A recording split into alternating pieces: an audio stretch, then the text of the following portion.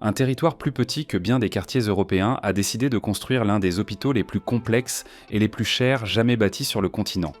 À Monaco, où l'espace manque, le sol est instable et où il n'y a pas le droit à l'erreur, un projet lancé en 2013 avec un budget prévu de 668 millions d'euros dépasse déjà 1,3 milliard avant même l'ouverture complète. Construit entre la Méditerranée et des flancs de montagne, le nouveau centre hospitalier Princesse Grace est devenu une référence mondiale en ingénierie hospitalière souterraine et en construction en zone sismique. La première phase structurelle a été achevée en 2024 et les premiers patients devraient arriver en 2026. Dans cette vidéo, vous allez comprendre pourquoi Monaco a choisi de reconstruire son principal hôpital, quels défis techniques ont fait exploser les coûts, comment les ingénieurs ont dû s'adapter à un manque d'espace extrême et ce qu'il reste encore à faire avant la fin totale du chantier, prévu pour 2032. Le centre hospitalier Princesse Grace n'est pas juste un hôpital public, c'est le troisième plus grand employeur de la principauté avec 2900 employés, dans un pays où le secteur public et le secteur financier se partagent presque toute la structure formelle d'emploi. En 2024, le CHPG a pris en charge 90 000 patients, une proportion qui, rapportée au contexte français, équivaudrait à un établissement de la taille de l'hôpital Lariboisière ou du CHU de Nice desservant toute sa région. Monaco affiche l'un des meilleurs taux de médecins par habitant au monde, avec 70 professionnels libéraux autorisés à exercer dans la principauté, en plus du corps clinique du CHPG, et pourtant l'hôpital d'origine n'arrivait plus à répondre à la demande croissante ni aux exigences technologiques de la médecine contemporaine. Le CHPG original avait été construit au fil de décennies d'extensions successives, ce qui avait donné une structure fonctionnelle, mais fragmentée et énergivore. Cette logique de rustine accumulée avait atteint un point de saturation où continuer à rénover l'existant coûterait autant que repartir de zéro, sans les avantages de cohérence structurelle et d'efficacité opérationnelle qu'un bâtiment neuf pouvait offrir. La décision a été prise au début des années 2010. Construire un nouvel hôpital tout en maintenant l'ancien en plein fonctionnement pendant toute la durée du chantier, sans interrompre aucun service existant. Sur un territoire de 2 km² au total, c'était la seule voie possible, mais aussi la plus difficile. Les premiers défis sont apparus avant même que le premier pilier soit planté. Le terrain disponible, adjacent à l'hôpital existant, était extrêmement restreint. L'avenue Pasteur, l'une des artères principales du quartier de la Colle, a dû être déviée pour dégager l'espace minimum nécessaire à l'implantation du chantier. Dans une ville où chaque mètre carré figure parmi les plus chers de la planète, dévier une avenue représente une décision d'ingénierie urbaine comparable à reconfigurer tout un arrondissement dans une grande capitale européenne. Une fois cela fait, le projet a démarré en 2015 par ce qui resterait invisible au public pendant des années, la construction d'un colossal ouvrage d'art de soutènement, la structure de retenue des pentes qui garantirait la stabilité de l'ensemble du chantier avant qu'un seul niveau hors sol puisse être élevé. Mais ce qui place ce projet dans une catégorie technique à part, ce n'est pas le manque d'espace, c'est le sous-sol. Le premier point fort côté ingénierie, c'est la fondation antisismique qui n'a aucun équivalent dans aucun hôpital européen actuellement en activité ou en construction.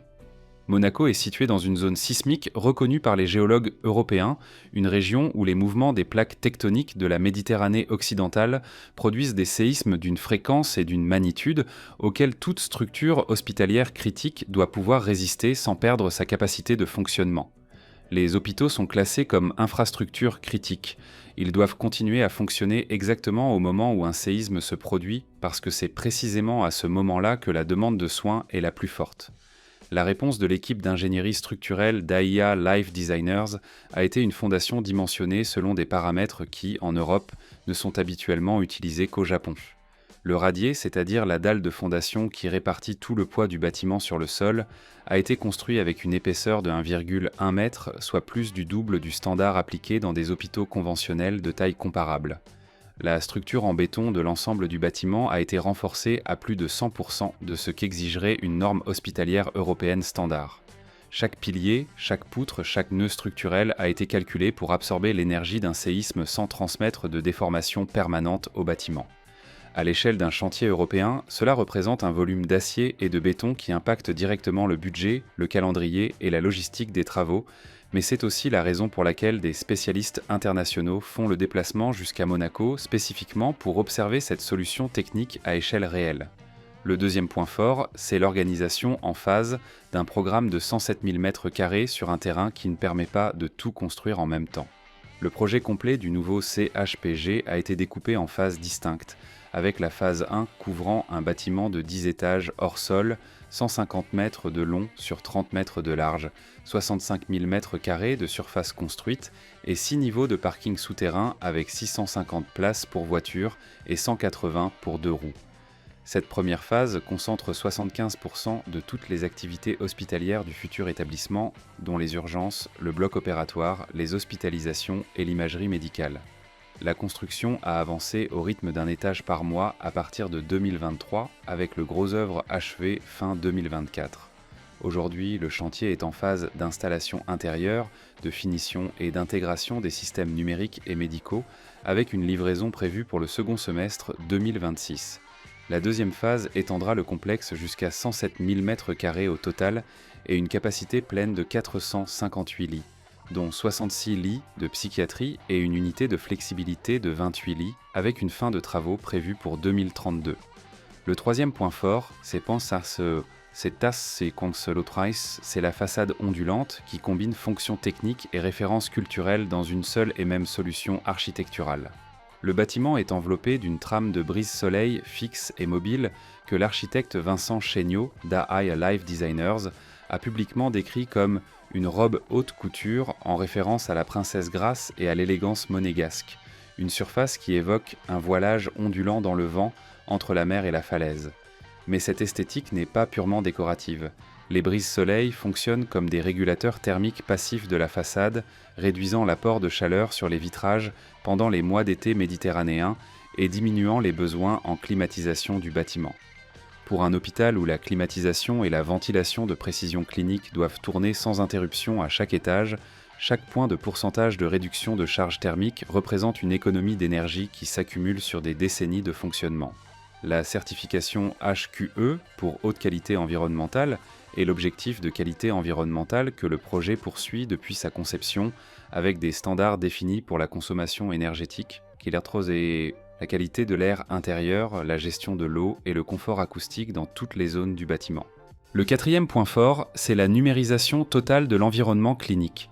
Le nouveau CHPG a été conçu, dès ses spécifications fonctionnelles initiales, comme un hôpital numérique de nouvelle génération, avec une automatisation et une domotique à une échelle bien supérieure à ce qu'on trouve dans les grands CHU français construits au cours des décennies précédentes. Concrètement, cela signifie des réseaux de données intégrés à chaque point de soin, des systèmes de surveillance continue des patients connectés à la plateforme centrale, une robotisation en pharmacie et en logistique interne, et une intégration de l'intelligence artificielle dans les processus diagnostiques, avec des applications déjà en développement en anatomopathologie et en analyse d'IRM. Le CHPG a déjà obtenu le label de centre de référence expert en chirurgie robotique dans 3 disciplines distinctes, et le nouveau bâtiment a été dimensionné pour renforcer ses capacités avec des salles opératoires prêtes à accueillir des systèmes de 4e génération. Toute cette infrastructure a été modélisée en amont en BIM, le système de modélisation numérique tridimensionnelle qui permet de simuler chaque installation avant de la réaliser, réduisant ainsi les conflits entre systèmes et les reprises de travaux sur un chantier d'une telle complexité technique. Aujourd'hui, ce chantier est l'un des plus avancés techniquement en activité sur le pourtour méditerranéen européen, mais aussi l'un de ceux qui ont accumulé le plus de révisions budgétaires au fil du temps.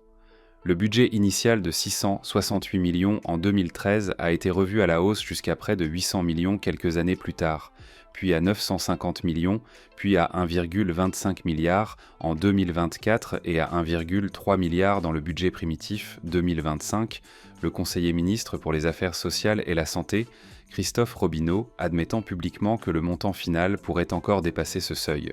La Commission supérieure de contrôle de la principauté a publié en mars 2026 un rapport de suivi qui a identifié les principaux facteurs de dérapage. Les difficultés géotechniques rencontrées pendant les travaux de terrassement, la pression inflationniste sur les indices de construction européens, le manque de concurrence pour certains lots de travaux spécialisés sur un territoire aussi restreint, et les ajustements progressifs de programmes qu'impose l'évolution technologique de la médecine à tout projet s'étalant sur plusieurs décennies. Un hôpital dont la conception commence en 2010 et qui ouvre ses portes en 2026 se heurte inévitablement au décalage entre ce qu'était la médecine au moment où le projet a été pensé et ce qu'elle est devenue le jour où les portes s'ouvrent enfin. Ce qui sépare encore la structure d'une exploitation pleine inclut l'installation de tous les équipements médicaux de haute complexité dans les 10 étages de la phase 1, la mise en service des systèmes de ventilation de précision clinique, l'intégration des systèmes numériques, les tests de tous les flux de patients et, enfin, le processus de validation et de certification de chaque zone clinique avant l'admission du premier patient. Un bloc opératoire de référence en robotique ne se valide pas par une inspection visuelle. Il passe par un protocole technique rigoureux qui implique des tests de tous les systèmes de support, la vérification des pressions d'air, la calibration des équipements et des simulations de scénarios critiques. Multipliez ce processus par 15 salles opératoires, les services d'urgence, les unités d'hospitalisation et les départements d'imagerie médicale, et vous comprenez pourquoi la transition d'un hôpital encore en construction vers un hôpital en activité prend des mois et non des jours. Quand les premiers patients seront admis au second semestre 2026, ils trouveront 230 lits opérationnels, tous les services d'urgence intégrés et un taux de 85% de chambres individuelles que la médecine contemporaine associe directement à une réduction mesurable des infections croisées et à une récupération cliniquement plus rapide des patients.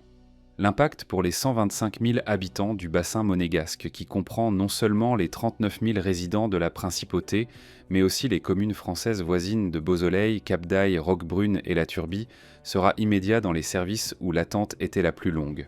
En 2032, avec l'achèvement de la deuxième phase, l'hôpital comptera 107 000 m², 458 lits, 15 salles opératoires et une architecture numérique qui représente, dans le contexte européen, un saut de génération par rapport à ce qui existe dans n'importe quel CHU régional de la côte méditerranéenne française.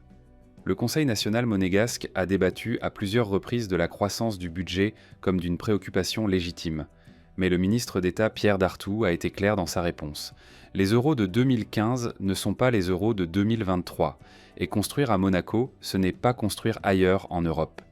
Chaque camion de matériaux doit entrer par l'un des rares accès de la principauté, chaque opération spécialisée se déroule sur un chantier sans espace de manœuvre et chaque solution d'ingénierie antisismique n'a aucun précédent européen pour servir de référence de coût. Ce qu'on est en train de construire, ce n'est pas juste un hôpital. C'est la démonstration qu'un pays de la taille d'un quartier peut produire une infrastructure médicale qu'aucune métropole européenne, quelle que soit sa taille, n'a construite avec ses paramètres techniques. Et vous, qu'est-ce que vous pensez d'investir 1,3 milliard d'euros dans un seul hôpital pour moins de 40 000 habitants? Dites-le en commentaire. Vous êtes sur La Grande Construction, likez la vidéo, abonnez-vous et regardez la vidéo précédente.